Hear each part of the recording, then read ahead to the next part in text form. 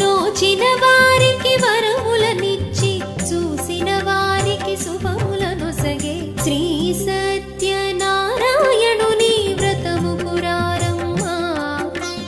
మనసార స్వామిని కొలిచి హారతులీరమ్మా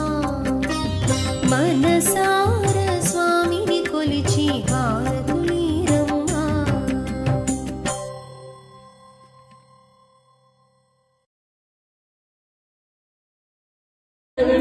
సేవకురారమ్మా